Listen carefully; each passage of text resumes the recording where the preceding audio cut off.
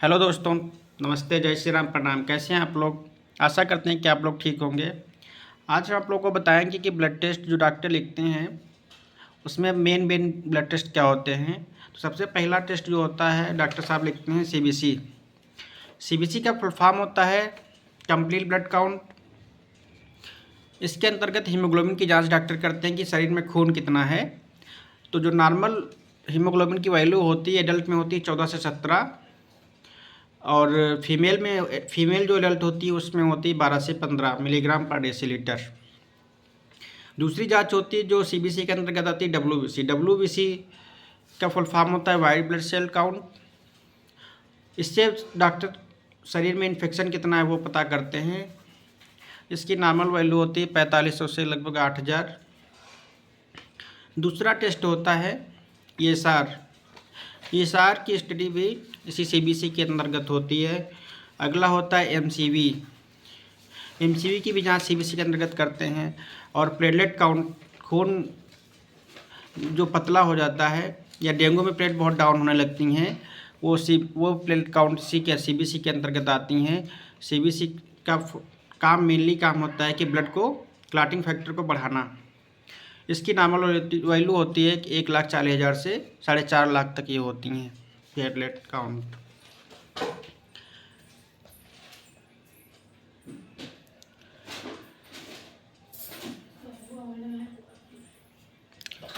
अगला टेस्ट होता है एलएफटी। एलएफटी अगर किसी पेशेंट को पेट में दर्द है या स्वेलिंग है या शरीर पीलापन पड़ रहा है तो डॉक्टर लिखते हैं एलएफटी का टेस्ट। एलएफटी का फुल फॉर्म होता है liver function test.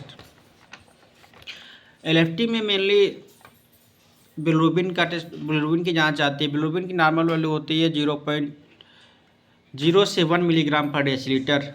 Bilirubin mainly दो टाइप्स का होता है, एक डायरेक्ट बिलिरुबिन होता है, एक इनडायरेक्ट बिलिरुबिन होता है। डायरेक्ट बिलिरुबिन जो होता है मोर सॉल्युबल, लेस टॉक्सिक होता है, मतलब ये इनडायरेक्ट बिलिरुबिन से कम नुकसान पहुंचाता है, और जो इनडायरेक्ट बिलिरुबिन होता है ज़्यादा नुकसान पहुंचाता है शरीर को। इसी तरीके से इसमें एक जांच कराते हैं एसजीओटी। एसजीओटी का फुल, ये भी एक एंजाइम होता है।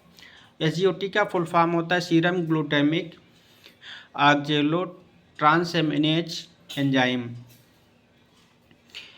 और दूसरी जांच होती है एसजीपीटी। एसजीपीटी का फुल फॉर्म होता है serum glutamic pyruvic transaminase enzyme. Bilirubin जब बढ़ जाता है तो डॉक्टर जॉइंटिस डायग्नोस करते हैं। जॉइंटिस का पता बिलिरुबिन के बढ़ने से ही होता है। इसमें शरीर का पीलापन होने लगता है, हीमोग्लोबिन कम होने लगता है, क्योंकि बिलिरुबिन जो होता है वो रेडिश येलो पिगमेंट का एंजाइम होता है जो कि आरबीसी को ब्रेक डाउन करता है, तोड़ता है। जब जॉइंटिस हो जाता है तो या लीवर की कोई भी बीमारी होती है तो सबसे ज़्यादा इसमें भाई जंक फूड नहीं खाना चाहिए मरीज़ को। जंक फूड अवॉइड करें, जैसे कि मोमोज, पिज़्ज़ा, बर्गर नहीं खाना चाहिए, और तैली चीज़ें नहीं खानी चाहिए। हरी सब्जियों का सेवन करें जैसे कि पालक, गाजर और मूली।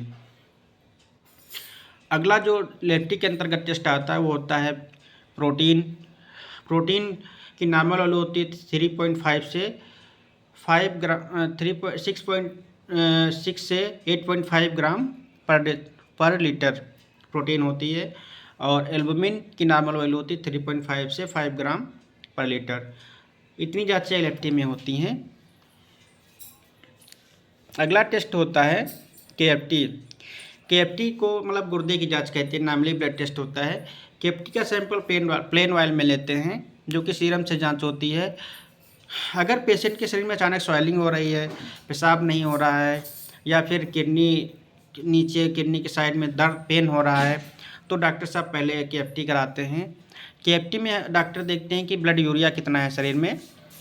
अगर किसी पेशेंट का ब्लड यूरिया 10 से 50 मिलीग्राम पर डेसीलीटर से ज़्यादा है और क्रेटिनिन 0.1 से 1.1 से ज़्यादा है तो पेशेंट को सीकेडी मतलब किडनी डिजीज वो कहने लगा, मतलब उसके के अंतर्गत आ जाता है। डॉक्टर पानी और ट्रीटमेंट स्टार्ट कर देते हैं। किडनी वाले मरीजों में भी ही डायलिसिस होती है। अगर क्रिएटिनिन किसी का 5 से ऊपर है या 4 से ऊपर है, पेशेंट के अंदर स्वेलिंग है, यूरिन नहीं पास हो रहा है, पूरे शरीर में एडिमा है, तो डॉक्टर डायलिसिस कराते हैं। डायलिसिस किडनी के ही मरीजों में होती है। और किडनी की मेन बीमारियां होती हैं chronic kidney disease, renal failure, ये सब किडनी के नॉर्मल बीमारियां होती हैं। इसमें किडनी के मरीजों में इलेक्ट्रोलाइट डिसबैलेंस बहुत ज़्यादा होता है, जैसे कि सोडियम पोटेशियम। इसमें इसमें मेन 3 जाँचें 4 होती हैं, जैसे कि ब्लड यूरिया होती है जिसकी नॉर्मल वैल्यू हम बता चुके हैं 10 से 50 मिलीग्राम पर डेसीलीटर। सीरम क्रिएटिनिन की नॉर्मल वैल्यू होती है 7 से 0.1 से 1.8 या 2 तक होती है normal value. Serum uric acid और serum potassium, serum chloride, total protein, ये सारे टेस्ट केएफटी में आते हैं। किडनी में, गुर्दे में अगर कोई प्रॉब्लम है तो डॉक्टर यही जांच लिखते हैं। मेनली गुर्दे वाले मरीजों को बोला जाता है कि रेस्ट्रिक्टेड पानी पियो, लिमिटेड पानी, बहुत ज़्यादा पानी पीने से डॉक्टर अवॉइड करते हैं। और इसके डॉक्टर को, किडनी वाले डॉक्टर को नेफ्रोलॉजिस्ट कहते हैं, और जो लीवर के डॉक्टर होते हैं उनको हम हिपेटोलॉजिस्ट कहते हैं। या गैस्ट्रो डिपार्टमेंट में लीवर का इलाज होता है और नेफ्रो डिपार्टमेंट में किडनी का इलाज होता है। अगला टेस्ट होता है लिपिड प्रोफाइल। अगर किसी पेशेंट को कार्डियक प्रॉब्लम है, हार्ट की दिक्कत है, तो जो ब्लड टेस्ट बेसिक लोग या किसी का फैट बहुत ज़्यादा बढ़ रहा है, मोटापा आ रहा है, भूख ज़्यादा लग रही, वज़न बढ़ रहा है, तो उसको जांच डॉक्टर कराते हैं total cholesterol, triglyceride, HDL, LDL और वीडीएल। कोलेस्ट्रॉल की नॉर्मल होती है 200 मिलीग्राम पर डेसीलीटर। ट्राइग्लिसराइड की नॉर्मल होती है 10 से 150 मिलीग्राम पर डेसीलीटर। अगला बहुत इम्पॉर्टेंट है ब्लड शुगर, जो कि आजकल बहुत ज़्यादा बीमारी फैल रही है। लोग ये बीमारी मिठाई खाने से ज़्यादा होती है। चीनी को स्वीट पॉइजन के नाम से भी जानते हैं। इसका दूसरा नाम स्वीट पॉइजन भी होता है, जो बहुत लोगों को कम पता होता है। इसीलिए चीनी ना के बराबर खानी चाहिए।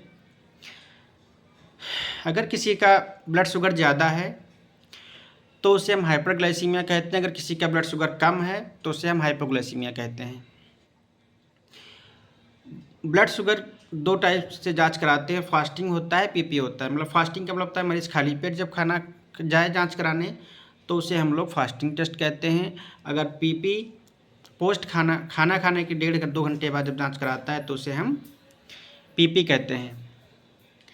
अगला आरबीएस एक रैंडम ब्लड शुगर होता है, जो पेशेंट कभी भी, जैसे पेशेंट बोला कि हमें बहुत थकान लग रही है, स्वेटिंग हो रही है, और तो हम ब्लड टेस्ट शुगर कर लेते हैं, देखते हैं कहीं कम तो नहीं है। या पेशेंट अनकॉन्शियस है तो सबसे प्रायोरिटी रहती है कि भाई शुगर करना है, जिससे कि कहीं शुगर कम तो नहीं हो गया है।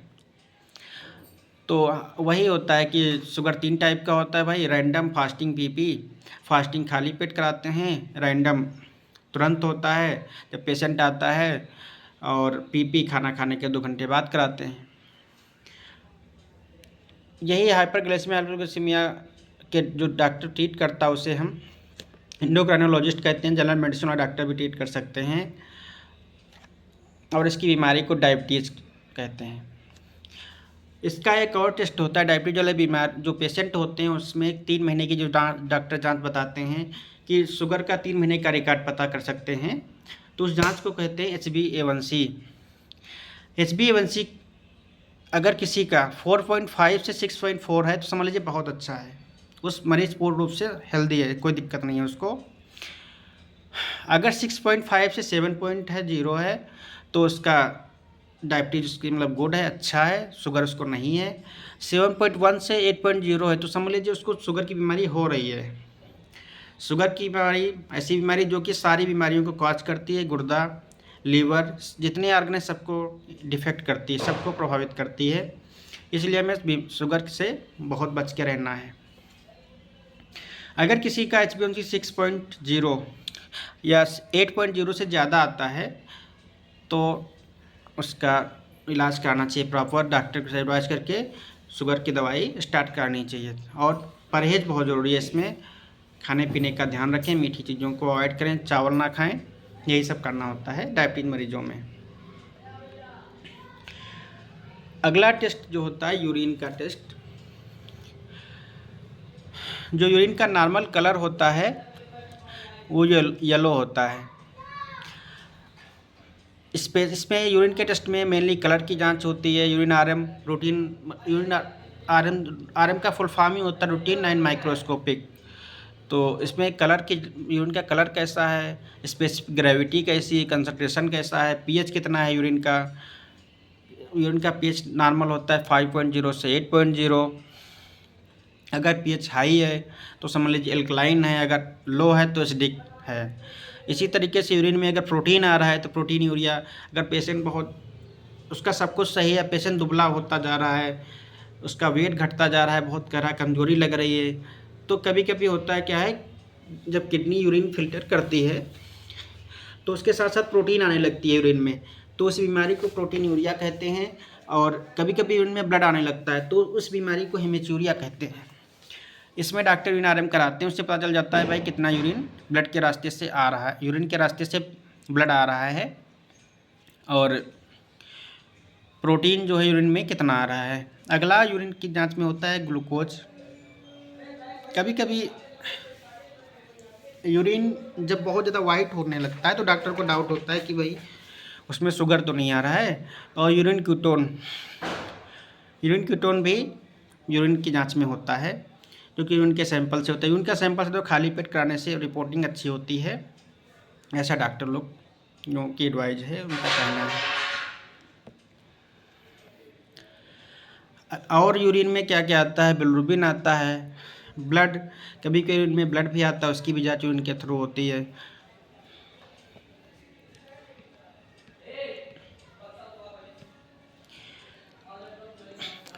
अगला भी मोस्ट इम्पॉर्टेंट है कार्डियक ब्लड टेस्ट। कार्डियक, अगर किसी पेशेंट को अचानक सीने में दर्द होने लगा और स्वेटिंग हो रही है तो सबसे पहले तो वही डॉक्टर ECG कराता है। ECG में अगर कोई प्रॉब्लम है, MI टाइप का है, मायोकार्डियल इन्फेक्शन मतलब अटैक आया है, तो उसमें एक टेस्ट होता है ट्रोपोनिन। ट्रोपोनिन 2 प्रकार का होता है, एक ट्रोप-T होता है, एक ट्रोप-I होता है। ट्रोपोनिन एक हार्ट मसल्स में एंजाइम होता है जो कि हार्ट लेयर को डिफेक्ट करता है, इसलिए डॉक्टर सबसे पहले ट्रोपोनिन कराता है। ट्रोपोनिन की नॉर्मल होती है 0.01 मिलीग्राम पर डेसीलीटर। अगर इससे ज़्यादा है तो तुरंत कार्डियोलॉजिस्ट को दिखाना चाहिए और अपने ट्रीटमेंट कराना चाहिए प्रॉपर। और CRP भी कार्डियक मार्कर होता है। CRP का हैविंग कार्डियोवास्कुलर प्रॉब्लम एट, अगर चेस्ट में भारीपन लगता है तो हम CRP कराते हैं। जैसे NT-proBNP भी, अगर कार्डियक फेलोर की तरफ जा रहा है पेशेंट तो NT-proBNP कराते हैं। ऐसे ही कार्डियक टेस्ट होते हैं। कार्डियक जो डॉक्टर होता है उसको कार्डियोलॉजिस्ट कहते हैं, और इसके जो मेन प्रोसीजर होते हैं वो कैथ लैब में होते हैं। और इसके डॉक्टर जो सर्जन होता है हार्ट का, उसे हम CTVS कहते हैं, कार्डियोथोरेसिक वैस्कुलर सर्जन। अगला है थायराइड। थायराइड एक हार्मोन्स होता है जो कि हमारी बॉडी में पाया जाता है। थायराइड का फुल फॉर्म